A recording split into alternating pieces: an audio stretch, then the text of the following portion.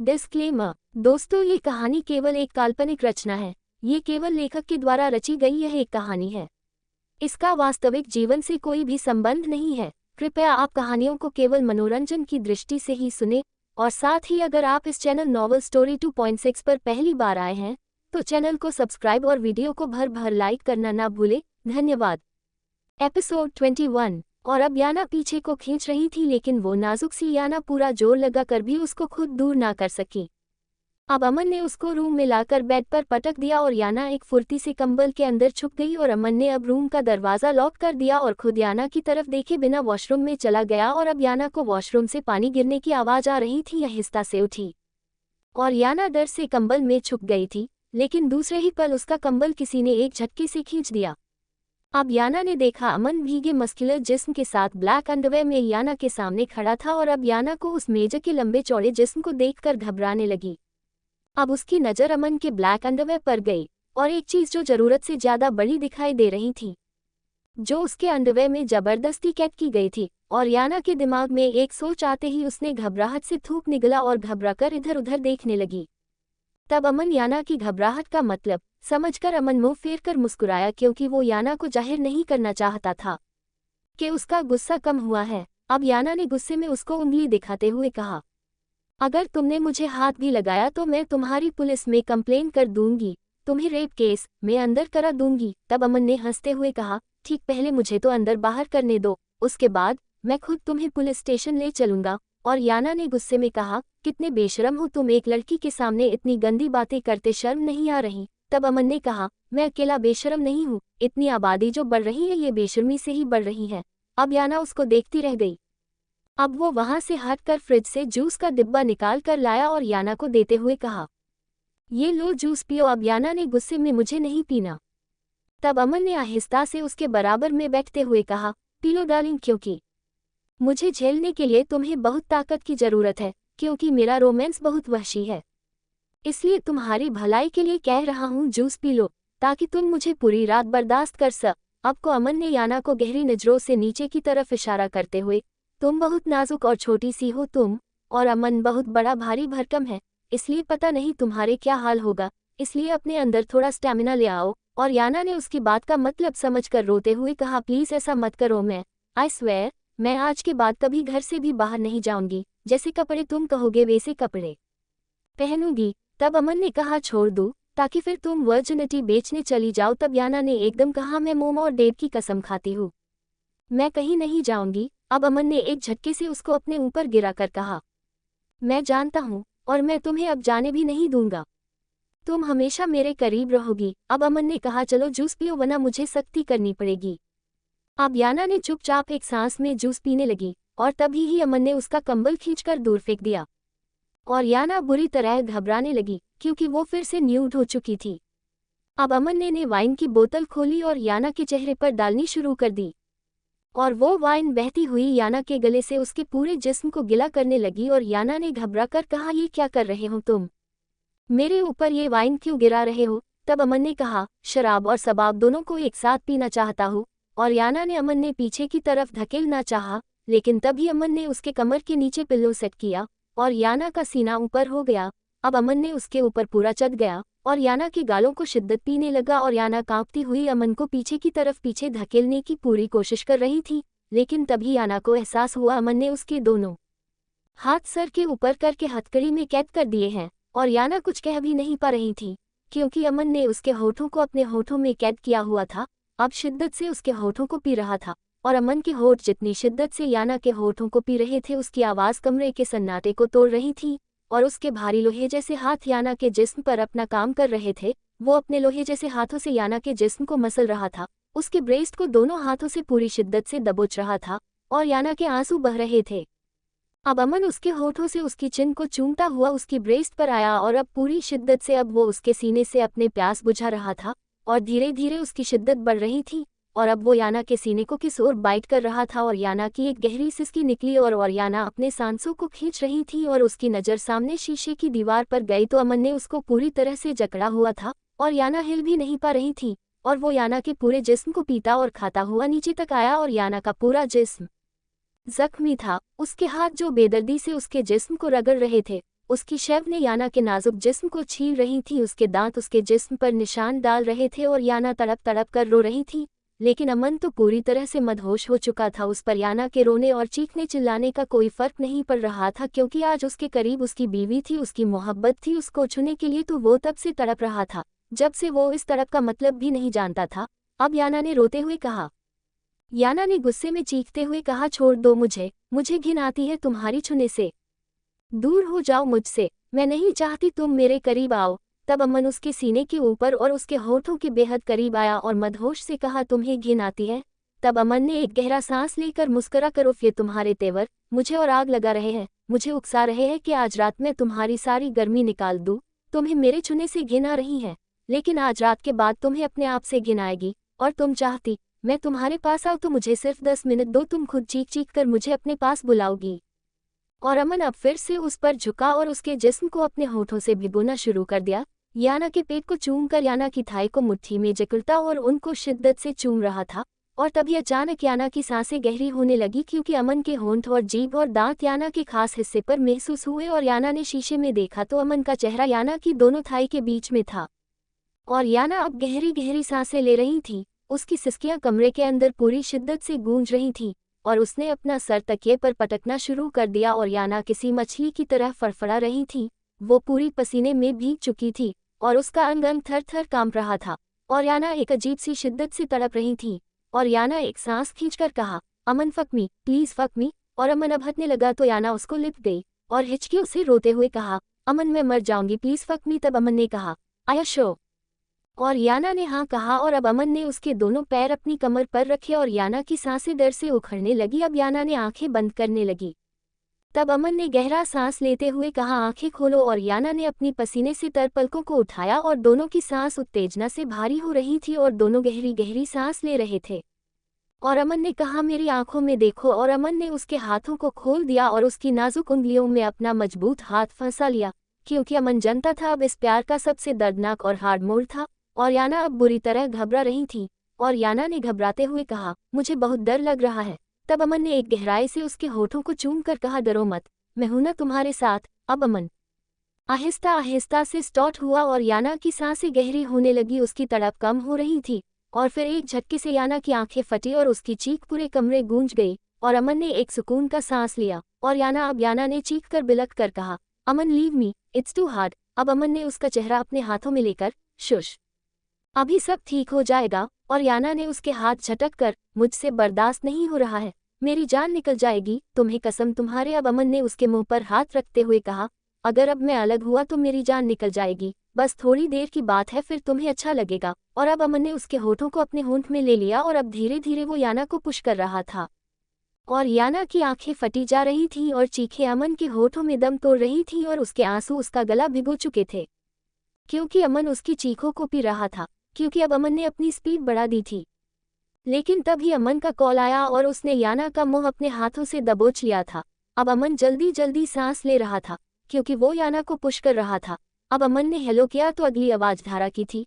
अब अमन एक पल को रुका, लेकिन उसने याना को नहीं छोड़ा था। अब धारा ने पूछा, कैसे हो आप? अब अमन ने रूडली कहा, मैं ठीक हूँ, कुछ काम था। तब धारा ने कहा, नहीं जी, ऐसे ही मालूम किया था कि कर रहे हो आप। अब अमन ने याना की तरफ देखा जो उसके नीचे थी और अमन उससे जुड़ा हुआ घुटनों के बल बैठा था। तब अमन ने कहा, मैं किसी मुजरिम को सजा दे रहा हूँ। तब पीछे से मयंक की आवाज आई, मुजरिम को सजा बाद में दे लेना, पहले हमारी भाभी सास से बातें कर लो। तब अमन ने कहा, सजा बहुत जरूरी है। अब उधर से आवाज आई, क्या ज्यादा भयानक मुजरिम से? तब अमन ने कहा, बहुत खूबसूरत है और आज उसको सजा नहीं दी तो मैं मर जाऊंगा। और अमन ने कॉल कट कर दिया और अब फिर से चालू हो चुका था और करीब 1 घंटे बाद वो याना से अलग हुआ और याना ने फिर से चीख उठी। अब अमन की नज़र बेडशीट पर गई जो पूरी लाल हो चुकी थी और अमन गहराई से मुस्कुराया और याना अब आंखें बंद करे गहरे गहरे सांस ले रही थी। और अमन आहिस्ता से उसके कान के पास गया और मुस्कुरा कर कहा, मेरी जान, तुम्हारी वर्जिनिटी मैं ले चुका हूँ, तुम्हारा टॉप मॉडल बनने का सपना टूट चुका है। और एक आंसू टूटकर याना के गाल पर बहता हुआ चला गया और याना ने आहिस्ता से भराए आवाज में कहा, जो तुम्हें चाहिए था वो मिल चुका है, मेरा सब कुछ तुम मुझसे छीन चुके हो, अब तो मुझे छोड़ दो, मुझे मेरे घर भेज दो। तब अमन ने कहा, अभी नहीं माय गर्ल, अभी तो लव गेम स्टार्ट हुआ है, ये तो मैंने अभी एंट्री दूर खोला है, असली गेम तो अब शुरू होगा। और अमन एक पल को उसके बराबर में लेट गया। और याना तभी तक हिम्मत करके गिरती पड़ती याना बेड से नीचे उतरी, लेकिन अगले ही पल अमन ने उसकी टांग पकड़कर खींची और याना मुंह के बल कारपेट पर गिरी और अमन ने उसकी दोनों टांगें पकड़कर उसको पीछे की तरफ खींच लिया। अब याना के दोनों हाथ और मुंह जमीन की तरफ था और याना ने अपने दोनों हाथों से कारपेट को मुट्ठी में जकड़ा हुआ था और उसकी कमर अमन के हाथों में थी। अब याना पागलों की तरह चीख रही थी क्योंकि अमन उसकी बैक से बहुत वाइल्ड तरीके से उसका इस्तेमाल कर रहा था और याना ने पूरी ताकत से कारपेट पर नाखून जमा रखे थे और दर्द की शिद्दत से याना ने अपने हाथों के नाखून तोड़ लिए। लेकिन वो वहशी बना हुआ था और याना के लिए उसने पूरी रात कयामत से ज़्यादा खतरनाक बना दी। वो याना का हर जायज़ और नाजायज़ तरीके से इस्तेमाल कर रहा था। वो गुस्से और हवस में इतना अंधा हो चुका था, उसको ये एहसास ही नहीं हो रहा था कि ये एक जीती जगती लड़की है। और याना ने उसको रोकने की कोशिश की तो अमन ने उसके बम पर एक जोरदार थप्पड़ मारा और याना चीख उठी। क्योंकि याना का बैक साइड अमन के हाथों में था, अब वो याना से अलग हुआ तो याना निढाल सी कारपेट पर गिर गई और तभी अमन ने उसका बाजू पकड़कर उसको झटके से उठाया। याना कारपेट पर घुटनों के बल बैठी थी और अमन ने पीछे से उसके बाल पकड़े थे और याना की आंखों से आंसू बह रहे थे। अब अमन ने इस तरह देखकर याना ने मुंह फेरना चाहा और उसके होठों को अपने मुंह में ले लिया और याना उसको गोद में उठा लिया और उसके दोनों पैर अपनी कमर पर रख लिए और याना को दीवार से टीका दिया और फिर से वो उसको पुश करता हुआ दीवार में धकेल रहा था और याना के पास सिवाय चीखने और कुछ नहीं था और वो रात भर यही करती रही। उसका पूरा जिस्म गंदा हो चुका था क्योंकि अमन ने उसको इस तरह से यूज़ किया था कि याना को अपने पूरे जिस्म से घिन आ रही थी।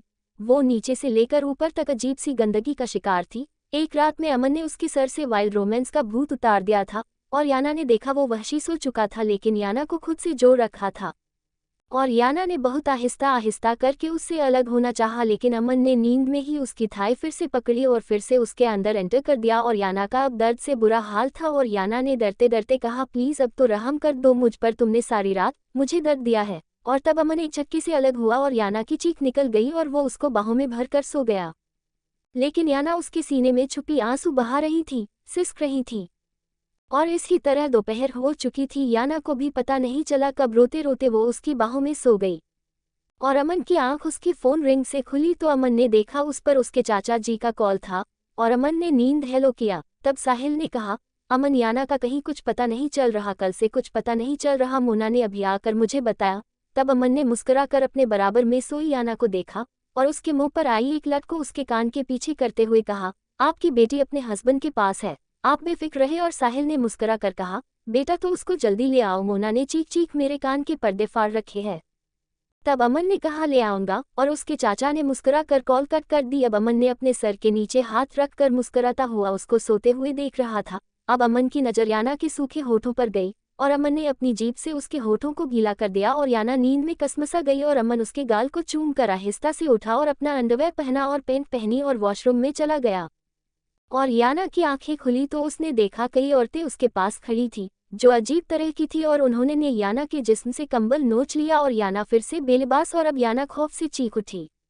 एपिसोड 22। याना अब चीख उठी क्योंकि उसके सामने कुछ राजस्थानी औरतें खड़ी थी।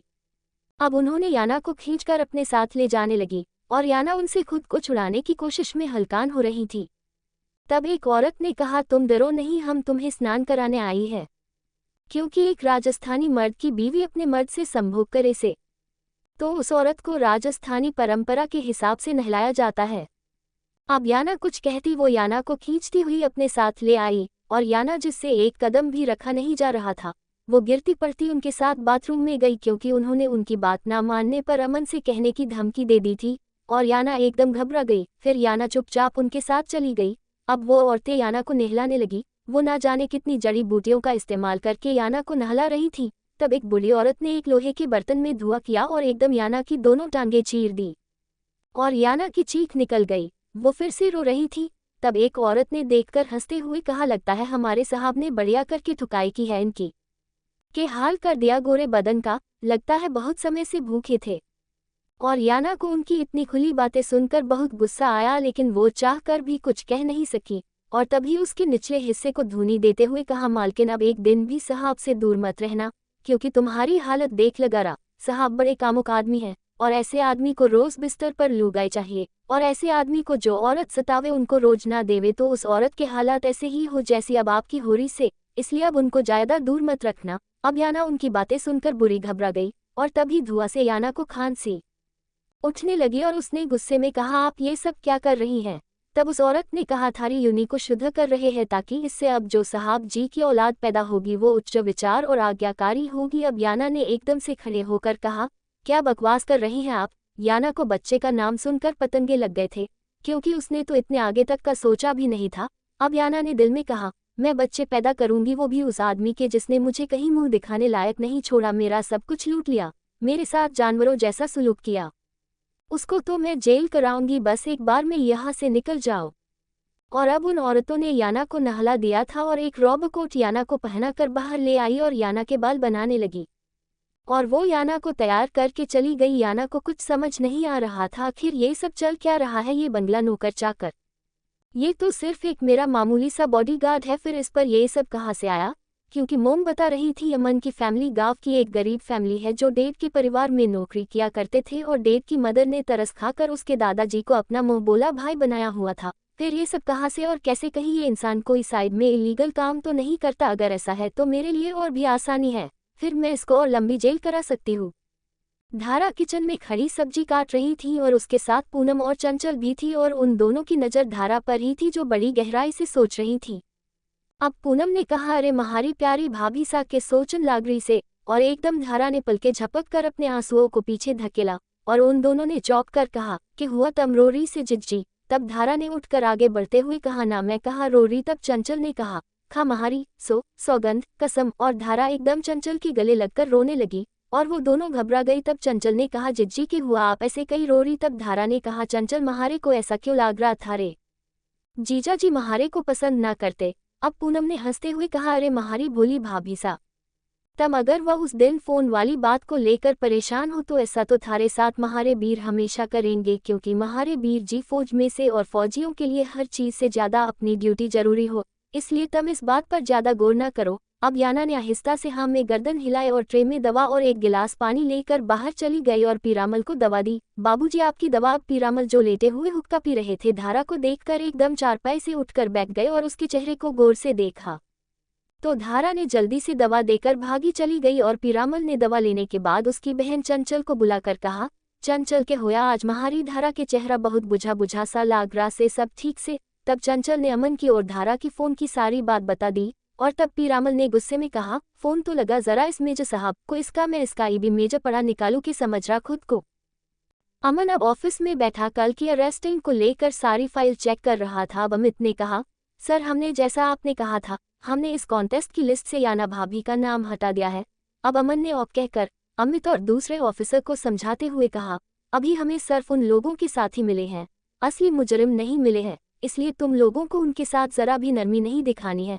अगर मुंह नहीं खुलते तो 3rd डिग्री टॉर्चर दो। अब दूसरे ऑफिसर सुधीर ने कहा, सर लेकिन उन बड़े बड़े नेताओं ने नाक में दम किया हुआ है, वो बार बार हमें प्रेशर कर रहे हैं उनको छोड़ने के लिए, लेकिन जैसा आपने कहा था हम उनसे यही कह रहे हैं, उन लोगों की अभी गिरफ्तारी नहीं हुई है, अभी पुलिस को उनकी तलाश है, बस इवेंट की टीम को ही अरेस्ट किया है। अब अमन ने उनको कुछ समझाकर घड़ी देखते हुए कहा, और मैं अब चलता, इसको लेकर कल मीटिंग होगी कमिश्नर सर से, हमारे बाकी ऑफिसर को इस बारे में इन्फॉर्म कर देना। अब अमित ने कहा, आप एक बार उन लोगों को डील कर लीजिए, क्योंकि आपकी मार से तो गूंगे भी बोल पड़ते हैं। तब अमन ने घड़ी देखते हुए कहा, अभी नहीं अमित, अभी घर जाना है। तब एक लेडी ऑफिसर ने कहा, लेकिन सर अभी तो सिर्फ 10 बजे है और आप तो 2 बजे से पहले जाते ही नहीं थे, लेकिन आज इतनी जल्दी कैसे? तब अमन ने याना का ख्याल करते हुए मुस्कुरा कर कहा, क्योंकि आज घर पर मेरी वाइफ है और वो अकेली बोर हो रही होगी। तब सब मुस्कुराए और नित्या ने कहा, बड़ी लकी है आपकी वाइफ जिसको आप जैसा ख्याल रखने वाला हस्बैंड मिला है। और अमन मुस्कुरा कर बाहर निकल गया और अब उसने अपनी गाड़ी एक बड़े शॉपिंग मॉल के आगे रुकी और अमन ने याना के लिए अपनी पसंद की कितनी सारी शॉपिंग की, उसके लिए बहुत कीमती ड्रेस खरीदी, विद सैंडल और ज्वेलरी भी ली। अब वो घर आया तो उसके चाचा का कॉल आया, अमन बेटा याना को कब ला रहे हो? उसकी माँ ने मेरी जान खा रखी है, उसको नहीं पता याना तुम्हारे पास है, मैंने उसको बताया है, मैंने उसको अपने किसी दोस्त के पास भेज दिया है। तब अमन ने हंसते हुए कहा, चाचा जी मैंने अपनी वाइफ को संभाल लिया है, आप अपनी वाइफ को संभालो, और आपको पता ही है लड़की ससुराल आने के बाद सिर्फ मिलने के लिए आती है। तब उसके चाचा ने कहा, तो बेटा मिलाने को ही ले आओ, उसकी माँ को सब आ जाएगा। तब अमन ने कहा, ठीक है कल ले आऊंगा, और अब अमन ने मुस्कुरा कर कॉल कट कर दी।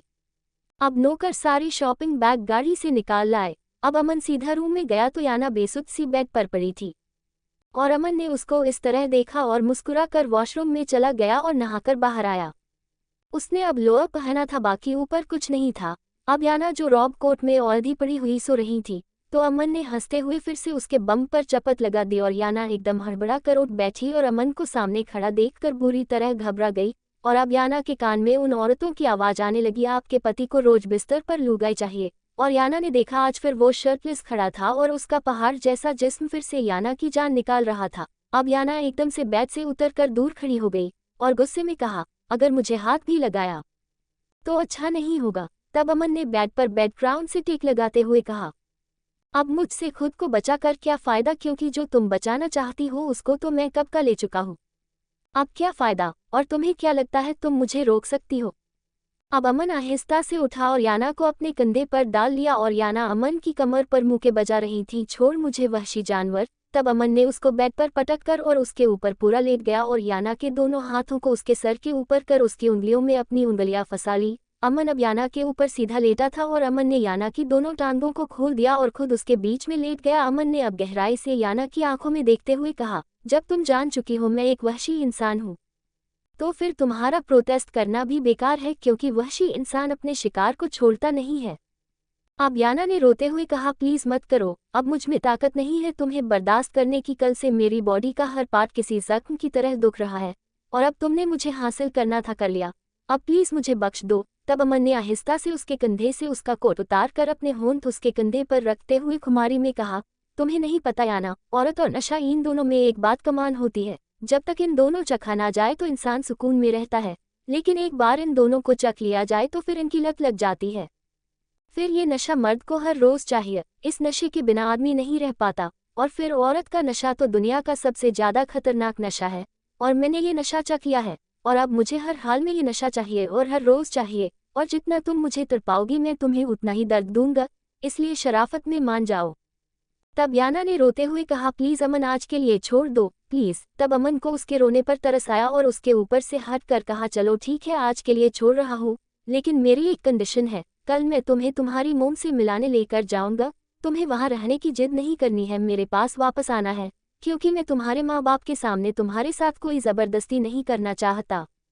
और याना ने एकदम हाँ में गर्दन हिलाई और अब अमन अपनी जगह से उठकर अंदर से एक बॉक्स लेकर आया और उसमें से एक बहुत खूबसूरत डायमंड का पेंडेंट निकालकर याना के गले में पहनाया, जिसको देखकर याना की आंखें फटी रह गई, क्योंकि पेंडेंट काफी खूबसूरत था और अपनों कीमत का पता वो खुद दे रहा था, जो करोड़ों में था। अब याना उस पेंडेंट को तारीफे नजरों से देख रही थी, लेकिन उसने तारीफ नहीं की, लेकिन दिल ही दिल में अमन की पसंद को सराहा रही थी। उसको यकीन नहीं आ रहा था एक गांव के इंसान की पसंद इतनी खूबसूरत हो सकती है, लेकिन इतना महंगा इसने लिया कैसे होगा। अब अमन ने उसको नेकलेस पहनाकर उसके गले को चूमा और याना ने आंखें बंद की और फिर उसमें से बहुत खूबसूरत डायमंड के कंगन निकाले और याना हैरान थी। और फिर रिंग इयरिंग सभी याना को अपने हाथों से पहनाए और अब याना पूछे बिना ना रह सकी, ये तो करोड़ों रुपए की ज्वेलरी है, तुम्हारे पास इतने पैसे कहाँ से आए। अब अमन ने मुस्कुराकर उसके माथे को चूम कर कहा, जल्द ही तुम्हारे सभी सवालों का जवाब दूंगा, तब तक के लिए तुम मेरे बारे में सोचती रहो।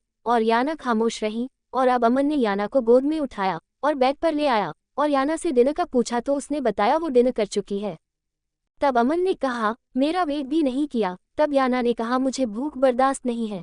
तब अमन ने मुस्कुरा कर कहा, चलो ये तो अच्छी बात है, अब मुझे तुम्हें मना कर खाना खिलाने की जरूरत नहीं पड़ेगी, क्योंकि तुम भूखी नहीं रहोगी। अब याना ने सर झुकाकर अपने बालों को कान के पीछे करते हुए कहा, लेकिन जब मुझे गुस्सा आता है तब मैं खाना छोड़ देती हूँ। अब अमन ने हंसते हुए कहा, मतलब ये है हमें रियायत नहीं मिलेगी। अब याना ने कहा, तुम्हें परेशान होने की जरूरत नहीं है, मैं नाराज सिर्फ अपनों से होती हो और तुम मेरे अपने नहीं हो। और अमन के दिल को उसकी बात बहुत गहरी लगी। तब अमन ने कहा, इस दुनिया सबसे ज्यादा अगर कोई तुम्हारा अपना है तो वो मैं हूँ, और अगर तुम्हें फिर भी शक है तो अभी डाउट क्लियर कर देता हूँ। तब याना ने घबरा कर कहा, नहीं नहीं मैं समझ गई। और अब अमन ने उसको खींचकर अपने सीने पर लिटाया और याना की सांसें रुकने लगी। अब उसने आहिस्ता से कहा, मैं ऐसे नहीं सो पाऊंगी। तब अमन ने कहा, लेकिन मैं ऐसे ही सोना चाहता हूँ, इसलिए चुपचाप सो जाओ, वरना अगर मेरी नींद उड़ गई तो तुम्हारी पूरी रात काली कर दूंगा। आज रात फिर तुम्हारे चीखे कमरे में गूंजेगी। और याना ने झट से आंखें बंद कर ली। अगली सुबह याना उसकी बाहों में सो रही थी और पसीने से उसका बुरा हाल था। आँख में भी अमन के जिस्म की गर्मी ने उसका बुरा हाल कर दिया था। अब याना ने अमन से खुद को छुड़ाना चाहा, लेकिन कोशिश के बाद भी ना छुड़ा सकी तो उसकी मिन्नतें करने लगी। तब अमन उसको छोड़ दिया और याना अब वॉशरूम में गई तो वहाँ काफ़ी खूबसूरत ड्रेस टंगी थी, लेकिन सब तमीज के दायरे में थी और याना ने उसमें से एक ड्रेस पहन ली थी। अभी याना बाहर आई तो याना को वही औरत दिखाई दी जो उसको नेहला कर गई थी।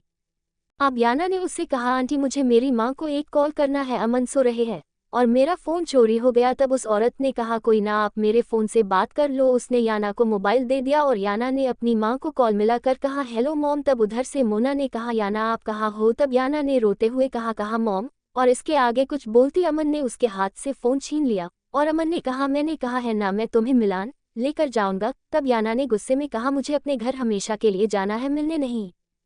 तब अमन ने दांत भींचकर कहा, तुम्हें वापस आना पड़ेगा याना, क्योंकि अब मुझसे नहीं रहा जाएगा तुम्हारे बिना, क्योंकि अब मुझे हर रात बिस्तर पर याना चाहिए। तब याना ने गुस्से में कहा, मैं नहीं रहूंगी तुम्हारे पास। तब अमन ने उसके बाल मुट्ठी में दबोचकर कहा, प्रॉब्लम क्या है, क्यों नहीं रहना चाहती? तब याना ने चीख कर कहा, क्योंकि कोई भी औरत एक ऐसे मर्द के साथ नहीं रहना चाहेगी जिसने उसका रेप किया हो। और अब उसकी बात अमन के अंदर तक शोले भड़का गई। एपिसोड 23। तब अमन ने दांत भींचकर कहा, तुम्हें वापस आना पड़ेगा याना, क्योंकि अब मुझसे नहीं रहा जाएगा तुम्हारे बिना, क्योंकि अब मुझे हर रात बिस्तर पर याना चाहिए। तब याना ने गुस्से में कहा, मैं नहीं रहूंगी तुम्हारे पास। तब अमन ने उसके बाल मुट्ठी में दबोचकर कहा, प्रॉब्लम क्या है, क्यों नहीं रहना चाहती? तब याना ने चीख कर कहा, क्योंकि कोई भी औरत एक ऐसे मर्द के साथ नहीं रहना चाहेगी जिसने उसका रेप किया हो। और अब उसकी बात अमन के अंदर तक शोले भड़का गई। तब अमन ने उसके बाल मुट्ठी में भींचकर उसके होठों को अपने होठों के बहुत करीब लाकर गुस्से से कहा, मेरे प्यार को तुम रेप का नाम दे रही हो? तब याना ने उसकी मुट्ठी अपने बाल छुड़ाने की कोशिश करते हुए कहा, जो रिलेशन लड़की मर्जी के बिना जबरदस्ती बनाया जाए उसको रेप ही कहा जाता है, क्योंकि इस सब में मेरी अपनी कोई मर्जी नहीं थी, क्योंकि मैं तुमसे प्यार नहीं करती। तब अमन ने आहिस्ता से उसके होठों को अपनी उंगलियों से छूते हुए कहा, क्यों नहीं कर सकती मुझसे प्यार? चलो मुझसे प्यार करो। अब याना उसको हैरानी से देख रही थी, वो उसको प्यार के लिए इस तरह से कह रहा था जैसे किसी काम का ऑर्डर दे रहा हो। अब याना ने उसी अंदाज में कहा, नहीं करूंगी। और अब अमन ने गुस्से में कहा, क्यों नहीं करोगी? करना पड़ेगा, क्योंकि मैं तुम्हारे पास मुझसे प्यार करने के अलावा कोई ऑप्शन नहीं छोड़ूंगा, और अगर तुमने मेरे सिवा किसी और के बारे में सोचा भी तो उसको दुनिया से उठा दूंगा। अब याना ने कहा, मैं सिर्फ अपने हस्बैंड से प्यार करूंगी और किसी से नहीं। और अब अमन का गुस्सा झाग की तरह बैठ गया और उसने अब याना के बाल छोड़कर उसके सामने दोनों हाथ विंग के अंदाज में फैलाते हुए मुस्कुरा कर कहा, तो समझ लो तुम्हारे सामने तुम्हारा हस्बैंड खड़ा है। अब याना ने गुस्से में कहा, नहीं समझूंगी, कभी नहीं समझूंगी। और याना कमरे में भाग गई और अमन ने उसको जाते हुए कहा, रेडी हो जाओ, तुम्हें तुम्हारी माँ से मिलाने ले जाना है।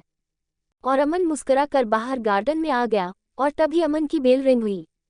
अब अमन ने देखा स्क्रीन पर उसके बाप का नंबर जगमगा रहा था। अब अमन ने हेलो कहा और उधर से पीरामल ने कहा, हेलो के बच्चे, के समझ रिया तू अपने आप को? तब अमन ने कहा, क्या हुआ बाबूजी, आप इतना गुस्सा क्यों दिखा रहे हैं? तब पीरामल ने कहा, थारे को धारा ने फ़ोन किया से और तन महारी बहू से ढंग से बात ना की। तब अमन को सब याद आया और अमन ने आहिस्ता से कहा, बाबूजी मैं कुछ जरूरी काम कर रहा था। तब पीरामल ने कहा, ऐसा क्या जरूरी काम था तन्ने के 2 घड़ी अपनों से बात भी ना कर सके? तब अमन ने आहिस्ता से कहा था, बाबूजी बहुत जरूरी था। तब उसके बाबूजी ने कहा, ऐसा क्या जरूरी था जो थारे पास महरी बहू से बात करने का भी टाइम ना है? तब अमन ने कहा, अब कर लूंगा बाबूजी। तब पीरामल ने कहा, तो तुरंत महारी बहू को फोन कर, जब से तन्ने बात की बहुत उदास है वह। तब अमन ने कहा, अभी करता हूँ। और उधर से कॉल कटने के बाद अमन ने मयंक को कॉल किया धारा से बात कराने के लिए, और धारा जो किचन में काम कर रही थी तुरंत भागते हुए उसके पास आया और खुश होकर कहा, लो धारा भाभी सबीर जी से बात करो। और अमन का सुन धारा का दिल जोर जोर से धड़कने लगा और अब चंचल ने उसके हाथ से सब्जी लेकर उसको बाहर धकेल दिया और धारा अपने कमरे में आ गई और धड़कते कान से फोन लगाकर कहा, हेलो जी। तब अमन ने कहा, कैसी हो धारा? और धारा का दिल बल्लियों उछल रहा था क्योंकि वो पहली बार अमन से इस तरह वो भी फोन पर बात कर रही थी।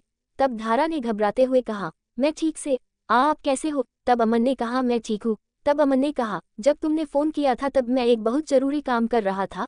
अब अमन की नज़र याना पर गई जो ब्लू कलर के खूबसूरत डिजाइनर सूट में बाहर निकली, जो अमन अपनी पसंद से लाया था और ये रंग अमन का फेवरेट कलर था। और याना की सफ़ेद रंगत उसमें चांद की रोशनी की तरह लग रही थी। लाइट लिपस्टिक और गाल पर उसके अमन के थप्पड़ों के निशान साफ चमक रहे थे, जिससे उनमें और गुलाबी रंग मिक्स हो रहा था।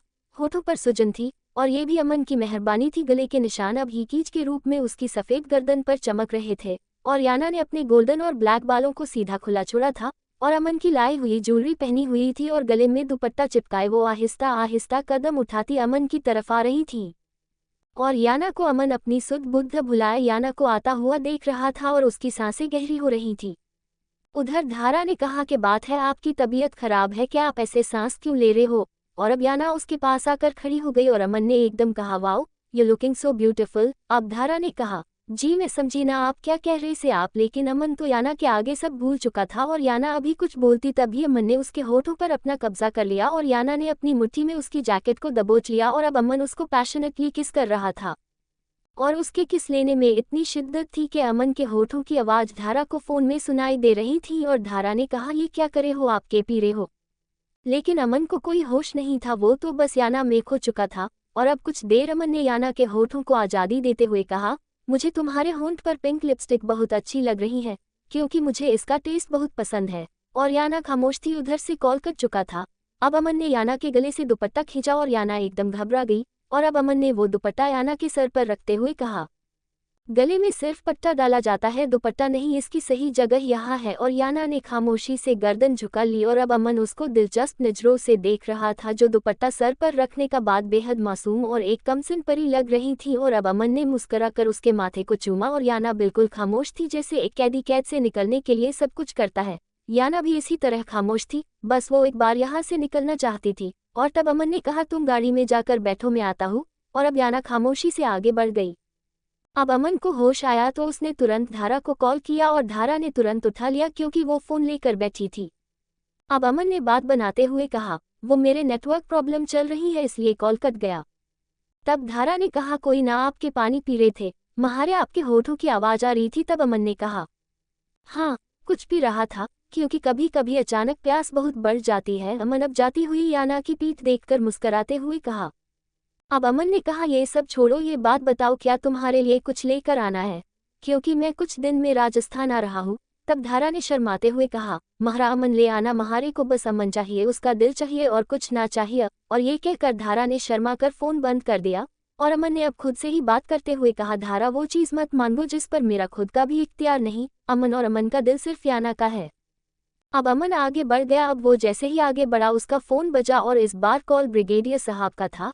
अब अमन ने हेलो कहा, तब ब्रिगेडियर साहब ने कहा, अमन तुरंत बॉर्डर पर आओ, एक जासूस पकड़ा गया है जिसने खबर दी है, हमारे कुछ फौजी जिनको हम शहीद समझ रहे थे वो शहीद नहीं हुए बल्कि दुश्मनों की कैद में हैं।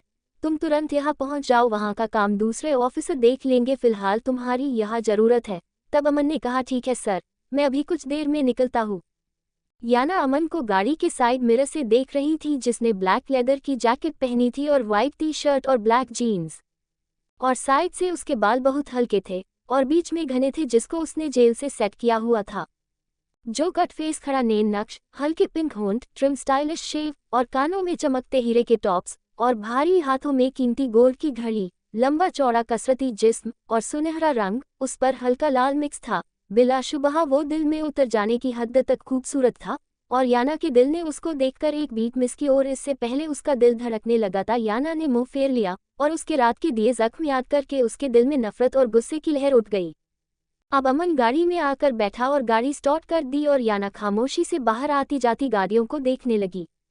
अब अमन ने एक हाथ से गाड़ी का स्टीयरिंग संभाला और दूसरे हाथ से याना का हाथ थाम लिया और अपनी उंगलियां उसकी उंगलियों में फंसा दी और गाड़ी में अमन ने एक रोमांटिक सॉन्ग प्ले कर दिया। मेरे हाथ में तेरा हाथ हो, सारी जन्नतें मेरे साथ हो, तू जो पास हो फिर क्या ये जहां, तेरे प्यार में हो जाऊं फना, तेरे दिल में मेरी सांसों को पनाह मिल जाए, तेरे इश्क में मेरी जान फना हो जाए। जितने पास है खुशबू सांस के, जितने पास होठों के सरगम, जैसे साथ है करवट याद के, जैसे साथ बाहों के संगम, जितने पास पास ख्वाबों के नज़र, उतने पास तू रहना हम सफ़र, तू जो पास, रोने दे आज हमको, तू आंखें सुजाने दे, बाहों में ले ले और खुद को भीग जाने दे। है जो सीने में कैद दरिया वो छूट जाएगा, है इतना दर्द कि तेरा दामन भीग जाएगा। जितने पास पास धड़कन के है राज, जितने पास बूंदों के बादल, जैसे साथ साथ चंदा की है रात, जितने पास नैनों के काजल, जितने पास पास सागर के लहर, उतने पास तू रहना हम सफ़र। तू जो पास, अधूरी सांस थी धड़कन अधूरी थी अधूरे हम। मगर अब चांद पूरा है फलक पे और अब पूरे हैं हम। और अब गाड़ी घर के सामने रुक गई थी और याना जल्दी से उतरकर अंदर की तरफ भागी और सामने ही उसको मोना सर पकड़कर बैठी हुई दिखी और साथ में हमेशा की तरह उसकी नानी खड़ी थी। और अब मोना ने जैसे ही याना को देखा तो उसके सांस में सांस आया और याना रोकर अपनी माँ से लिपट गई और धुआंधार रोने लगी। अब मोना ने कहा, डोंट क्राई माई डॉल, 2 दिन से कहा थी आप। अब याना ने रोते हुए कहा, मोम मैं अमन के साथ थी, उसने जबरदस्ती मुझे अपने पास रोका हुआ था। अब मोना का खून खोल गया, उसकी इतनी हिम्मत, मेरी बेटी को उसने अपने साथ रखा। और अब याना ने रोते हुए किसी बच्चे की तरह अपनी माँ से कहा, मोम उसने मुझे मारा। तब याना ने अपने गालों से फाउंडेशन साफ किया तो उसके दोनों गालों पर थप्पड़ों के निशान थे और गले में उसके नाखून और दांत के निशान पड़े थे। अब मोना ने चीख कर कहा, उसकी इतनी हिम्मत, मेरी बेटी पर हाथ उठाता है। मोना सिकंद की बेटी पर, उसको तो मैं छोड़ूंगी नहीं। तब उसकी माँ ने कहा, मोना इस लड़के की हिम्मत तो दिन बाद दिन बढ़ती ही जा रही है। तब मोना ने कहा, उसने मेरी बेटी पर हाथ उठाकर अपनी बर्बादी को बुलाया है। एक बार मेरे सामने तो आ जाए, इसका तो मैं वो हाल करूंगी, उसकी 7 पुश्तें याद रखेगी। तब अमन ने अंदर आते हुए कहा, मंथ इन लॉ, लो पहले मेरी औलाद तो दुनिया में आने दो, उसके बाद ही तो मेरी 7 पुश्तें आएंगी। फिलहाल तो मैं आया हूँ, कहो क्या कहना है। अब याना की नानी ने कहा, तुमने याना पर हाथ क्यों उठाया। तब अमन ने कहा, अगर दोबारा इस तरह के कॉन्टेस्ट में गई तो टांगे तोड़ दूंगा इसकी। अब रेशमा ने कहा, इसके गट्स तो देखो, हमारे घर में आकर हमारी ही बेटी की टांगे तोड़ने की बात करता है। तब अमन ने कहा, बड़ी सासू माँ, मैं बातें नहीं करता भी हूँ। और अब मोना ने गुस्से में कहा, तू होता कौन है मेरी बेटी पर अपना हक जताने वाला। ये मेरी बेटी है, मैं इसको जहाँ चाहे ले जाओ, तुझे क्या मतलब है। तब अमन ने गुस्से में कहा, मैं आपकी बेटी से प्यार करता हूँ और अपने जीते जी में उसको आपके नक्शे कदम पर नहीं चलने दूंगा। ये वही करेगी जो मैं चाहूँगा और अगर इसने मेरे खिलाफ जाने की कोशिश की तो अंजाम ये खुद अच्छी तरह जान चुके हैं। अब अमन ने मोना से कहा, याना आपके पास मेरी अमानत है, बहुत जल्द इसको यहाँ से लेकर चला जाऊंगा।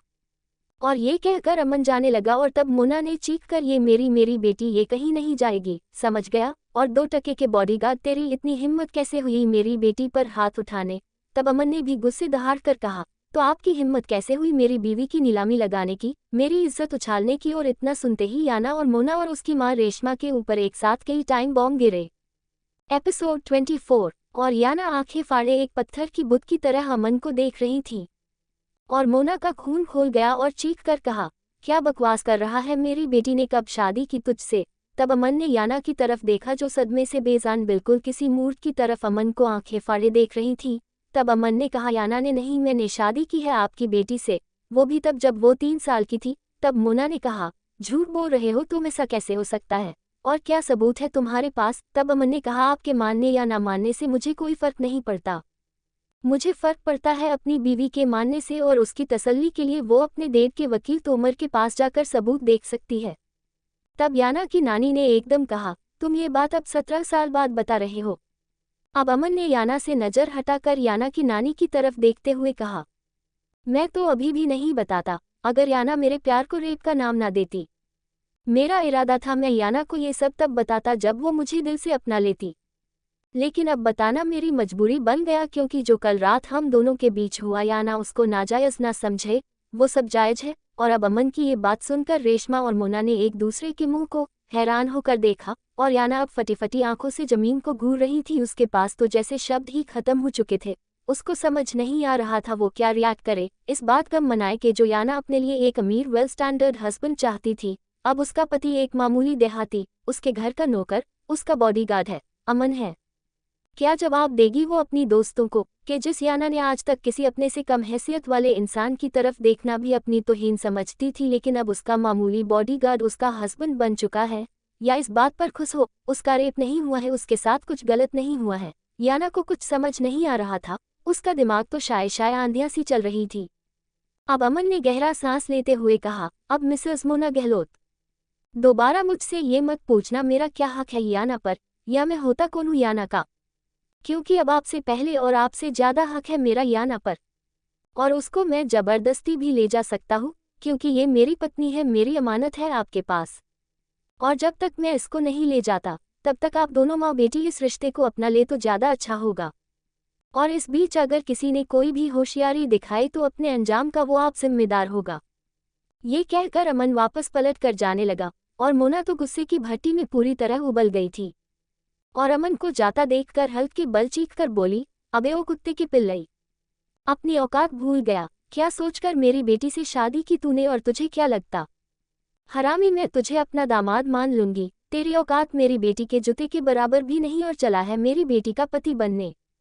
और अमन के कदम दरवाजे की तरफ रुक गए और उसका चेहरा गुस्से की शिद्दत से लाल पड़ गया, दिमाग की रगें फूल गई और एक जन्नाटेदार थप्पड़ मोना के मुंह पर आकर लगा और मोना दूर जा पड़ी। अमन के एक थप्पड़ ने मोना के होश ठिकाने लगा दिए और उसका होंठ फट गया और मुंह से खून बह निकला। अब मोना को चक्कर से आने लगे। अब याना को एहसास हुआ कि अमन ने उसकी मां को थप्पड़ मार दिया है और उसकी मां दूर जमीन पर जा पड़ी थी और याना ने मुंह और आंखें फाड़े अपनी मां को देखा और अपने दोनों हाथ की उंगलियों से अपने होंठ को छुपाकर शौक खड़ी थी। और यही कंडीशन रेशमा की भी थी, जो कभी आंखें फाड़े अमन को देख रही थी, जिसकी आंखों से गुस्से की चिंगारियां निकल रही थीं। और कभी दूर पड़ी मोना को, जो अपने गाल पर हाथ रखकर गुस्से से थर्रा रही थी, क्योंकि आज तक उसके पति की भी हिम्मत मोना के सामने ऊंची आवाज में बात करने की भी नहीं हुई। हाथ उठाना तो बहुत दूर की बात है, और हाथ तो आज तक मोना पर उसके माँ बाप ने भी नहीं उठाया था, लेकिन आज एक लड़के ने, उनके मामूली से बॉडीगार्ड ने अपनी माँ की उम्र की औरत पर हाथ उठा दिया था। अब अमन ने उंगली उठाकर गुर्राते हुए कहा, आज तो इस जुबान में मुझसे बात कर ली तूने मोना सिकंद, अगर दोबारा इस लहजे में मुझसे बात की तो तेरी जुबान खींचकर घुटनों से मिला दूंगा, क्योंकि मैं एक राजपूत मर्द हूँ। औरत को इज्जत देना जानते हैं, लेकिन सिर्फ उसको जो इज्जत देने के काबिल हो, और जो हमारी इज्जत पर उंगली उठाती है या हमारी इज्जत के साथ खेलती है, उसका हम सर उखाड़ देते हैं। अगर इतना कुछ करके भी तू मेरे सामने बकवास कर रही है तो इसकी वजह सिर्फ मेरे चाचा जी और याना है। अगर तू जिंदा है तो सिर्फ इसलिए क्योंकि तू मेरे चाचा की बीवी है और मेरी बीवी की माँ है, वरना अभी तुझे जिंदा जमीन में गाड़ देता। इसलिए दोबारा अमन सिंह शेखावत से ऊंची आवाज में बात करने से पहले ये थप्पड़ याद कर लेना।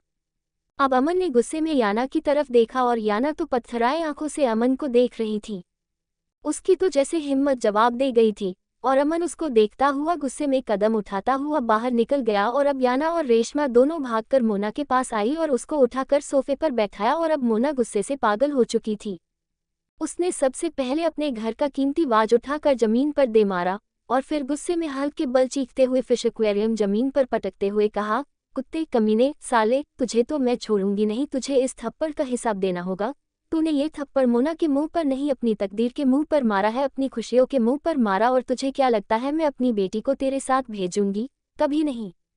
मैं अपनी बेटी को जहर देकर जान से मारना पसंद करूंगी, लेकिन तेरी नहीं बनने दूंगी। ये वादा है मोना सिकंद का, तुझे पर तेरी जिंदगी हराम कर दूंगी। मोना इस टाइम एक घायल शेरनी बन चुकी थी और याना तो जैसे गुंग हो गई थी। उसकी माँ चीख चीख कर पागल हो रही थी और याना अब मरे मरे कदमों को उठाती अपने कमरे में गई और बेड पर ढह गई।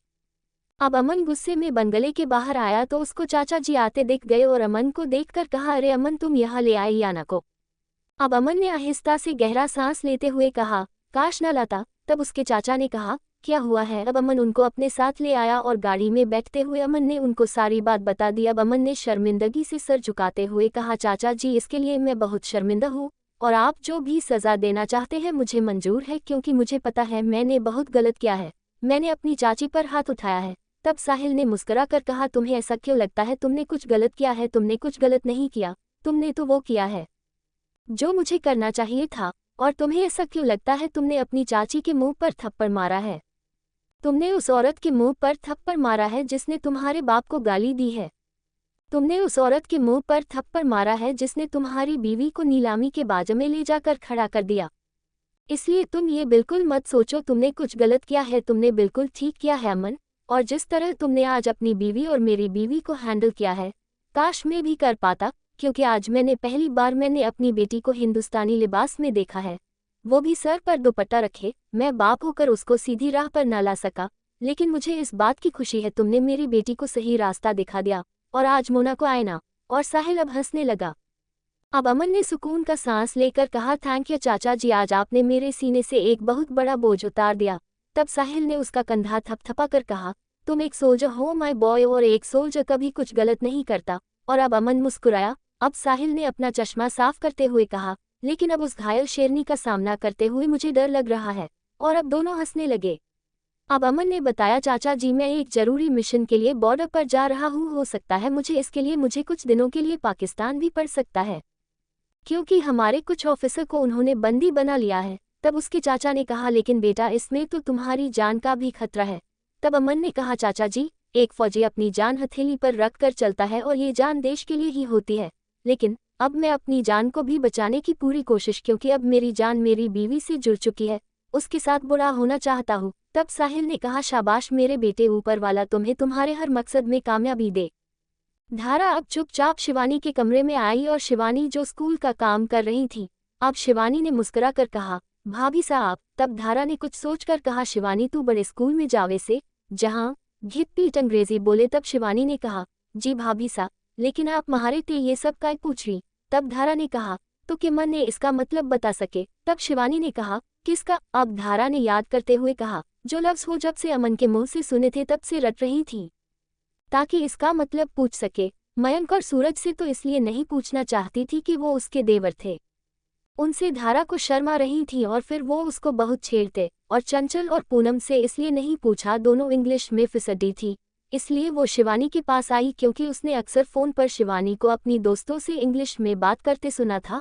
और अब शिवानी से हिचकिचा कर कहा, शिवानी जे वाव और सो ब्यूटीफुल का मतलब के होवे। ये वो लफ्ज़ थे जो अमन ने याना के लिए बोले थे, लेकिन ब्लूटूथ उसके कानों में लगा था और फ़ोन पर धारा कनेक्ट थी, इसलिए धारा ने सुन लिए और उसको लगा ये वर्ड उसने धारा के लिए ही कहे हैं। अब शिवानी ने कहा, इसका मतलब ये है भाभी साहब, वाह आप बहुत खूबसूरत हो। और इतना सुनते ही धारा के अंग अंग से खुशी फूट पड़ी। और फिर धारा ने कहा, जे पिंक क्या हो है। तब शिवानी ने कहा, पिंक मतलब गुलाबी रंग। और धारा एकदम मुस्कुरा कर बाहर की तरफ जाने लगी। तब शिवानी ने कहा, लेकिन जे सब आपसे किसने कहा है भाभी सा। तब धारा ने हंसकर बाहर की तरफ जाते हुए कहा, थारे अमनवीर जी ने। और शिवानी ने मुस्कुराने लगी और मुस्कुरा कर धारा को जाते देखकर कहा, महारी भोली भाभी सा। और वो मुस्कुरा कर फिर से काम में लग गई। अब जैसे ही धारा कमरे में आई तो पूनम और चंचल जो उसकी और शिवानी की बात सुन चुकी थी, लेकिन फिर चुपचाप उसके कमरे में आकर बैठ गई जैसे उन्होंने कुछ सुना ही ना हो। और अब धारा जो हंसती हुई कमरे में आई और उन दोनों को देखकर एकदम चुप हो गई। अब पूनम ने मुस्कुरा कर गुनगुना कर कहा, मेरे सैया जी है देहरादून में, बात होती है फ़ोन पे, क्या समझेगी दिल की बात को। ये गवर्नमेंट की नौकरी, मर गई अकेली छोकरी, मरगी छोकरी, मरगी छोकरी, छठ के नौकरियाँ, मरगी छोकरी, मरगी छोकरी, छठ के नौकरियाँ। अब धारा ने मुस्कुरा कर पूनम के कान पकड़ कर कहा कि मजाक बना रही महारा। अब चंचल ने हंसते हुए कहा, सच्ची तो कह रही से, जब तुमने जीजा जी से बात की पैर जमीन पे ना टिक रहे थारे। तब पीछे से गंगा ने कहा, तो के नज़र लगावेगी महारी छोरी खुशियों को, और तू भी फिक्र ना कर, कलारे है थारे को और पूनम दोनों को देखन वाले। और इतना सुनते ही चंचल खामोश हो गई। तब धारा ने कहा, अम्मा वो तो अगले हफ्ते आने वाले थे। तब गंगा ने कहा, हाँ लेकिन थारे बिन पति अमन का फ़ोन आया और अमन ने कहा है वो किसी जरूरी काम से 1 हफ्ते के लिए मुल्क से बाहर जा रहा से, इसलिए उनको कल बुलाया। तब शिवानी ने खुश होकर कहा, इसका मतलब महारे अमन वीर जी आ रहे हैं कल। तब गंगा ने मुस्कुरा कर हाँ कहा और अब धारा के कान में अमन की बात गूंजी। वो उससे पूछ रहा था क्या लाना है, वो आ रहा है घर। अब वो सब बातें करने लगी और धारा अमन की बात सोच सोच कर मुस्कराने लगी।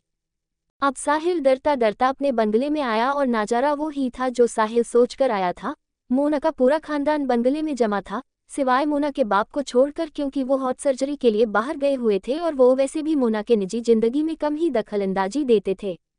अब साहिल को देखकर मोना तड़क कर बोली, ओह आ गए तुम, होश आ गया तुम्हें तुम्हारी बीवी और बेटी का हाल मालूम करने का। तुम्हें होश भी है तुम्हारे लाडले भतीजे उस जाहिल जंगली ने मेरे साथ और मेरी बेटी के साथ क्या सलूक किया है, सुनोगे तो शर्म से डूब मारोगे। तब साहिल ने आहिस्ता से कहा, क्या किया है उसने।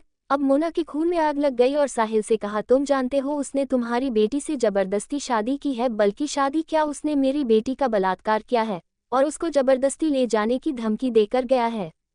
और मैंने इस बात पर उस पर थोड़ा गुस्सा दिखाया तो उसने मुझे थप्पड़ मारा, तुम्हारी बीवी के ऊपर हाथ उठाया। साहिल अब अगर तुम में रत्ती भर भी इंसानियत या गैरत बची है तो जाकर गोली मार दो उसे। तब साहिल ने कहा, उसने कुछ गलत नहीं किया है। अब मोना ने आंखें फाड़ कर साहिल को देखा, और ना उसने मेरी बेटी से जबरदस्ती शादी की है, उसकी शादी मैंने ही याना से कराई थी 17 साल पहले। और इतना सुनते ही मोना के अंदर गुस्से का ज्वालामुखी फट पड़ा और साहिल का गिरेबान पक कर कहा, धोखेबाज इंसान, तेरी हिम्मत कैसे हुई मेरी बेटी की शादी अपने 2 टके के भतीजे से कराने की, क्या सोचकर तूने मेरी बेटी की जिंदगी बर्बाद की। तब साहिल ने कहा, मोना याना सिर्फ तुम्हारी बेटी नहीं है, मेरी बेटी भी है, मेरा भी उस और उतना ही हक है जितना कि तुम्हारा। और मैं बाप होने के नाते अपनी बेटी की जिंदगी के लिए फैसला ले सकता हूँ। तब मोना ने चीख कर कहा, नहीं है वो तुम्हारी बेटी। किसने कहा याना तुम्हारी बेटी है? वो मेरी बेटी है और मेरे एक्स बॉयफ्रेंड राज सिंघानिया की बेटी है, जो मुंबई का एक बहुत बड़ा बिजनेसमैन है। तुम्हारा उस पर कोई हक नहीं है। समझ गए तुम साहिल गहलोत? मोना के अल्फाज साहिल के कान में पिघलते शीशे की तरह गिर रहे थे। उसको लगा था जैसे किसी ने आसमान से उठाकर खाई में फेंक दिया हो। जिस लड़की के लिए उसने पूरी जिंदगी दांव पर लगा दी वो तो उसकी बेटी ही नहीं है। एपिसोड 25। अब साहिल ने कहा, ये सच नहीं है। तब मोना ने कहा, यही सच है और ये सच तुम्हें और याना को छोड़कर सबको पता है, क्योंकि जब मेरी शादी तुमसे हुई तब याना मेरे पेट में 1 महीने की थी। अब साहिल ने कहा, इसका मतलब तुमने मुझसे कभी प्यार किया ही नहीं, तुम पहले दिन से मुझे धोखा देती आ रही हो। तब मोना ने कहा, धोखा तो तुमने मुझे दिया है। मुझसे बिना बताए मेरी बेटी की शादी अपने उजड़ जंगली भतीजे से करा दी और मैं तो तुम्हें बताना चाहती थी, लेकिन मेरे डैड ने मना कर दिया, क्योंकि राज 4 मर्डर केस में जेल जा चुका था और मेरे बाप को तुम्हारे जैसा दामाद चाहिए था, शरीफ और ईमानदार। और तुम्हें छोड़ने की कीमत मुझे अपने डैड की प्रॉपर्टी छोड़कर चुकानी पड़ती, जो मुझे मंजूर नहीं थी, लेकिन अब मुझे प्रॉपर्टी मिल चुकी थी। इसलिए अब मेरा इरादा था याना की शादी सिद्धार्थ से कराकर उसको अमेरिका भेज दूंगी और मैं अपने बॉयफ्रेंड के पास मुंबई चली जाऊंगी। लेकिन तुमने तो मेरे पूरे प्लान को वॉट लगा दी, मेरी बेटी की उस देहाती से शादी कराकर। पर मैं भी अपनी बेटी को इस धोखे की शादी से आज़ाद कराकर रहूंगी, क्योंकि बचपन की शादी कानून की नज़रों में कोई मायने नहीं रखती। इसलिए बहुत जल्द मैं उसको तुम्हारे भतीजे से मुक्ति दिला दूंगी। तब साहिल ने कहा, इस भूल में मत रहना, अमन याना को खुद से दूर नहीं होने देगा। अमन अपने और उसकी बीवी के बीच आने वाले हर इंसान को चीर फाड़ देगा। अभी तुम्हें अमन की ताकत का और उसकी जुनूनी मोहब्बत का अंदाजा नहीं है, इसलिए वो काम मत करना जो तुम्हें बाद में पछताना पड़े। और तब मोना ने कहा, जो उसने मेरे साथ और मेरी बेटी के साथ किया है उसकी कीमत तो उसको चुकानी पड़ेगी। छोड़ूंगी नहीं तुम्हारे उस बदतमीज भतीजे को। ये कहकर मोना टक टक करती अपने कमरे में चली गई और उसके जाने के बाद सब एक एक करके चले गए और साहिल बेजान सा सोफे पर ढह गया, क्योंकि साहिल की हालत उस हारे हुए के जैसी थी जिसने अपना कुछ जुए में हरा दिया हो। अब साहिल ने अपनी आंखें उठाकर उस बंगले को देखा। अब क्या था उसका? कुछ भी नहीं। ये जायदाद तो मोना पहले ही उससे ले चुकी थी। एक बेटी थी जिसकी वजह से वो एक केयर टेकर की तरह इस बिजनेस और जायदाद की देखभाल कर रहा था। और साहिल अब खामोशी थके थके कदमों को उठाता हुआ आउट हाउस की तरफ चला गया। हवेली में तैयारी चल रही थी, क्योंकि चंचल और पूनम को देखने वाले आ रहे थे और चंचल इधर उधर भागी फिर रही थी। अभी सब औरतें बाजार से आकर बैठी थी। अब चंचल ने धारा से पूछा, जिज्जी महारे को एक बात बताओ, जे आपने इतनी सारी गुलाबी रंग की सुर्खी काय खरीदी? तब शिवानी ने एकदम से कहा, क्योंकि महारे अमनवीर जी को गुलाबी रंग की लिपस्टिक बहुत पसंद है। अब धारा मुस्कुराकर अंदर चली गई और अब चंचल और पूनम एकदम मुस्कुराए, ओए होए जे बात है। अब चंचल धारा के पीछे किचन में आई और मुस्कुराकर बोली, जिज्जी के बाद से कि जीजा को गुलाबी लिपस्टिक लगाकर चुम्मा सूमा देने का इरादा है क्या? तब धारा ने चंचल का कान पकड़कर कहा, बेशरम कहीं की, थारे को अपनी बड़ी बहन ऐसी करते हुए शर्म न आवे। तब चंचल ने कहा, जिज्जी अब ज्यादा ना बनो, आपकी हर बात महारे को पता से। और चंचल को तभी उसकी माँ ने आवाज लगाई और चंचल भागती हुई जैसे ही बाहर आई तभी किसी ने उसका हाथ पकड़कर एक कोने में खींच लिया और चंचल की चीख निकलते निकलते रह गए। अब चंचल ने देखा तो सामने मयंक खड़ा था और अब चंचल ने मयंक को दूर धकेल कर कहा, हट पीछे के है, महारी जान निकाल दी तन ने। तब मयंक ने गुस्से में कहा, और तन ने जो महारी जान ले रखी उसका के घड़ी खुश होती फिर रही। तन ने मना क्यों नहीं किया? बाबूजी इस रिश्ते को थारे को पता को नहीं, मैं थारे से ब्याह करना चाहूँ। तब चंचल ने कहा, मैं क्यों कहूँ?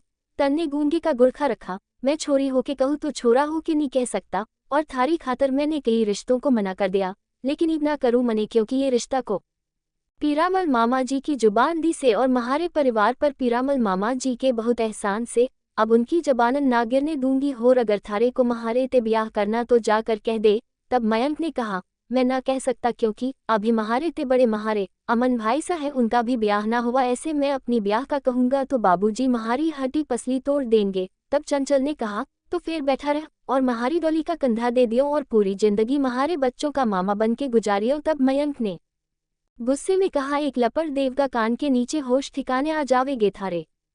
अभी चंचल कुछ कहती तभी पीछे से धारा ने कहा कि चल रहा यहाँ पे। तब दोनों खामोश हो गए और चंचल ने कहा, कुछ ना धारा जिज्जी, ये महारे ते लड़ रहा। तब धारा ने दोनों कोल्हू पर हाथ रख कर कहा, मैं थारी सारी बात सुन चुकी, अब छुपाने का कोई फायदा ना। अब धारा ने पूछा कब सा चल रहा यूं सब। तब मयंक ने एकदम धारा के पास आकर कहा, जब से आप और अमन भाई सा का चल रहा, उससे 1-2 साल बाद ही समझ लो। अब धारा भाभी साहब तुम ही कुछ कर सको, मैं चंचल से बहुत प्यार करूं और मैं उसको किसी और का होते ना देख सकता। तब धारा ने कहा कि थारे अमन भाई सा को पता इस बारे में। तब मयंक ने ना में गर्दन हिलाकर मना किया। तब मयंक ने धारा का हाथ पकड़कर कहा, अमन भाई सा से आप ही बात कर सको, महारे को डर लगेगा। तब धारा ने घबरा कर कहा, मैं कैसे? और मयंक ने कहा, प्लीज प्लीज महारी प्यारी भाभी सा। तब धारा ने कहा, ठीक है, यूं माखन लगाना बंद करो। मैंने आज तक उनसे इस तरह बात तो ना की, लेकिन थारी खातर करनी पड़ेगी। और अब दोनों खुश होकर धारा से लिपट गए। याना आंखें बंद करे अपने कमरे में सो रही थी जब उसको महसूस हुआ कोई अमन उसके साथ जबरदस्ती कर रहा है। याना को फिर से अपने अंदर तक दर्द महसूस होने लगा और याना बुरी तरह हिल रही थी जैसे उसको अमन पुश कर रहा है। उसकी पोजीशन वही हो गई जो उस दिन थी। उसकी टांगें खुद बात खुद चीर रही थी। उसने तकिया मुट्ठियों में भींच रखा था और बुरी तरह चीख रही थी। और अब मोना और उसकी बहन प्रिया, जो याना की तबीयत खराब होने की वजह से उसके रूम में ही बैठी रमी खेल रही थी। याना को इस तरह देखकर दोनों हैरान हुई। याना इस तरह कंबल में लेटी थी जैसे उसके ऊपर कोई हो और याना की दोनों टांगें खुली हुई थी और वो पीछे को खुद हिल रही थी। अब याना रोते हुए कहने लगी, अमन छोड़ दो, बहुत दर्द हो रहा है, प्लीज मुझसे बर्दाश्त नहीं हो रहा, मैं मर जाऊंगी, प्लीज छोड़ दो। और याना का पूरा जिस्म पसीने में भीग रहा था। और अब मोना भागकर उसके पास आई और उसको उठाकर झकझोर कर कहा, याना क्या हुआ माय प्रिंसेस, यहाँ नहीं हो? वो हरामजादा, तुम क्यों रो रही हो? और अब याना एकदम अपनी माँ से लिपट कर रोने लगी। मोम, उसने मेरे साथ बहुत बुरा बिहेव किया। अब मोना ने उसको सीने से लगा कर कहा, तुम घबराओ मत याना, मैं उससे तुम्हारे हर दर्द का हिसाब लूंगी और तुम्हें इस शादी के धोखे से बहुत जल्द बाहर निकालूंगी। तब याना ने कहा, नहीं मोम, आप ऐसा कुछ नहीं करेगी, वो बुरा है मोम, वो गुस्से में बिल्कुल कोई हैवान बन जाता है। अगर आपने या मैंने उसके खिलाफ जाने की गलती की तो वो हम दोनों के साथ बहुत बुरा सलूक करेगा। तब मोना ने गुस्से से कहा, वो 2 कौड़ी का बॉडीगार्ड कुछ नहीं कर सकता, तुम अपनी माँ पर भरोसा रखो, उसने बस तुम्हारे दिल में अपना डर बैठा दिया है। लेकिन तुम्हारी मोम इस डर को और उस अमन को दोनों को ही तुम्हारी जिंदगी से निकाल दूंगी। बस तुम अब ये टैबलेट खाओ। अब याना ने अपनी से कहा, ये कैसी टैबलेट है? तब मोना ने कहा, तुम्हारे अंदर उस इंसान का गंदा खून न पल जाए, इसलिए तुम्हारे अंदर से उसकी गंदगी साफ कर रही हूँ। अनवांटेड प्रेगनेंसी पिल है। और अब याना ने उस गोली को खा लिया। उसी शाम को अमन घर आ गया और अमन को देखकर शिवानी और गुड्डू दोनों भागकर लिपट गए। अब अमन ने उन दोनों को प्यार किया। अब शिवानी ने कहा, बीर जी क्या हम दोनों के लिए आप स्मार्ट वॉच ले आए? तब अमन ने उनके गाल को थपथपा कर कहा, ऐसा कभी हुआ है जब मेरे दोनों लाडलों ने कुछ कहा हो और मैंने पूरा न किया हो? हरिया काका सामान ला रहे हैं, उसमें से अपना भी सामान ले लो और बाकी सब का भी है। अमन, पूनम और चंचल और धारा तीनों के लिए सैम डायमंड के कंगन लाया था जैसे उसने याना को दिए थे, और अपनी चाची और गंगा के लिए डायमंड के नेकलेस, और अपने भाइयों को वो हमेशा पैसे देता था, वो खुद अपनी पसंद से लाते थे। अमन सब के लिए ही हर बार कीमतों गिफ्ट लाता था। अब अमन और सब मर्द बैठे खाना खा रहे थे और पूनम और चंचल के रिश्ते को लेकर बातें हुई और मयंक पीछे खड़ी धारा की तरफ देख रहा था और धारा ने मयंक को इशारे से अमन से बात करने की तसल्ली दी। अब पीरामल ने अमन से कहा, वो अपने साहिल की बेटी भी तो घड़ी बड़ी होगी ना? अब अमन ने आहिस्ता से खाना खाते हुए हम जवाब दिया। तब पीरामल ने कहा, वो महारा एक दोस्त है जो दिल्ली में ही रहवे से बहुत बड़ा कारोबारी, महारी गन्ने की फसल का कंट्रैक्ट हमने उसको ही दे रखा। उसका छोरा विदेश में डॉक्टरी पढ़ रहा से वह महारे से कह रहा था, वह को साहिल की छोरी अपने बेटे के लिए पसंद आ गई। उसने साहिल की छोरी को किसी शहर की किसी पार्टी में देखा से, तब से वह महारे थे कह रहा कि मैं साहिल से उसकी छोरी के रिश्ते की बात करूं। अब साहिल तो ऐसा व्यस्त हो गया से वाह को तो फुर्सत न आने की, इसलिए थारे को ये जिम्मेदारी दे रहा साहिल से उसकी छोरी के रिश्ते की बात कर। अब अमन को अपने बाप की बात सुनकर 440 वॉट का झटका लगा, क्योंकि उसका बाप उसके सामने उसकी बीवी के रिश्ते की बात कर रहा था, वो भी खुद उससे करने को कह रहा था। तब अमन ने कहा, ये आप क्या कह रहे हैं बाबूजी? तब पीरामल ने कहा, क्यों थारे को की परेशानी है? तू बड़ा भाई से उस छोरी का और एक बड़ा भाई अपनी बहन के रिश्ते का रिश्ता करा सके। अब दूसरा सितम उसके बाप ने अमन को याना का बड़ा भाई कह कर दिया। अब अमन के निवाला गले में फंस गया। अब वो बुरी तरह खांसने लगा और तभी उसकी चाची ने जल्दी से अमन को पानी दिया और अब सब उसकी कमर थपथपाने लगी। तब अमन के चाचा सुमेर ने कहा, भाई साहब आप भी कैसी बच्चों जैसी बात करो, उसकी माँ ने आज तक उस छोरी को तुम्हारे घर तक तो भेजा ना, हमारा रिश्ता लाया, रिश्ता के पसंद करेगी वो। और फिर अमन ने तो उस छोरी को पता नहीं देखा भी होगा कि नहीं। आप खामेखा की जिम्मेदारी इस बच्चे पर डाल रहे, तब पास खड़ी गंगा ने कहा, भाई साहब ही वाछोरी की उम्र इतनी ज्यादा ना है, वो महारी चंचल और पूनम से भी 2-2.5 साल छोटी। और शहर में रहने वाले लोग अपनी छोरी की शादी इतनी जल्दी ना करते। अब अमन ने वहां से उठकर भाग जाने में ही भलाई जानी और वो अब चुपचाप उठकर कमरे में आ गया और दरवाजा लॉक करके अपनी शर्ट उतार कर लेट गया। अब मयंक ने धारा से कहा, भाभी अमन भाई सा कमरे में चले गए, अब बात कर लो। तब धारा ने कहा, कुछ देर और रुक जा, घड़ा उतावला ना हो, अभी उन्होंने खाना खाया है, फिर उनकी तबीयत भी खराब हो गई। अब अमन को अपने बाबूजी की बात सुनकर खून खोल गया। अगर उसके बाप के सिवा और कोई इस बात को कहता तो अमन उसके हाथ पैर तोड़ देता। अब अमन को याना की शिद्दत से याद आई। उसका मन किया उड़कर वो उसके पास पहुंच जाए और उसको अपने अंदर समा ले। और जब से वो उसके साथ इंटीमेट हुआ था, अब उसकी हालत अजीब हो रही थी। उसका दिल बिल्कुल नहीं मान रहा था याना को देखे बिना। अब अमन ने याना को वीडियो कॉल किया, लेकिन याना ने काट दिया। अब अमन ने फिर मिलाया तो उसने फिर से काट दिया। अब अमन को गुस्सा आ गया। वो जितना बेकरार हो रहा था, वो उतनी पत्थर दिल बन रही थी। अब अमन ने याना को मैसेज किया, बीवी क्यों इतना तड़पा रही हो, वीडियो कॉल रिसीव कर लो, तुम्हारा ये बेचारा पति मरा जा रहा है तुम्हें देखने को। लेकिन तभी याना ने गुस्से में रिप्लाई करते हुए कहा, मैं तुम्हारी बीवी नहीं हूँ, I am not your wife. तब अमन ने हंसते हुए कहा, मतलब तुम्हें शराफत की भाषा समझ नहीं आती, लगता है वही आकर फिर से तुम्हें झटके देने पड़ेंगे, तब तुम्हारे होश ठिकाने आएंगे। इसलिए मैं आखिरी बार कह रहा हूँ, वीडियो कॉल कर आओ, वरना आज रात तुम्हें फिर से मेरे साथ गुजारनी पड़ेगी, क्योंकि मैं तुम्हारे घर के गार्डन में ही हूँ। और याना ने तुरंत कॉल उठा लिया। अमन का तीर सीधा निशाने पर लगा। अब याना अमन के सामने रेड नाइटी ड्रेस में थी, जो फ्रॉक स्टाइल थी, और कंधे पूरे खुले हुए थे और 2 स्टेप कंधे पर बंधी थी। और अमन उसके इस सेक्सी रूप को देखकर जैसे खोसा गया। बालों का ढीला जुड़ा बना रखा था और कुछ लट उसके गालों पर पड़ी थी। और अब अमन ने याना की कॉल को लेड पर ट्रांसफर कर ली। अब याना अमन को एक बहुत बड़ी लेड पर दिख रही थी। अब अमन उसके फूले चेहरे को देखकर आहिस्ता से मुस्कुराया और आहिस्ता से कहा, पानी से प्यास ना बुझी तो मैं खाने की तरफ चल निकला। सोचा शिकायत करूंगा खुदा से तेरी, पर खुदा भी तेरा आशिक निकला। अब अमन ने पूछा, क्या तुम्हारे रूम का दूर लॉक है? तब याना ने हैरान होकर कहा, हाँ है, लेकिन तुम ये क्यों पूछ रहे हो? तब अमन ने आहिस्ता से कहा, याना अपनी नाइटी उतारो, मुझे देखना है तुम्हें। अब याना को एकदम पतंगे लग गए और गुस्से से चीख कर कहा, क्या बकवास कर रहे हो? तो दोस्तों, आखिर कहानी में आगे क्या होगा, यह जानने के लिए इस स्टोरी को सुनते रहिए सिर्फ और सिर्फ novel_story_2.6 चैनल पर। और अगर कहानी आप सभी को पसंद आए तो वीडियो को लाइक, कमेंट और शेयर जरूर करें। धन्यवाद।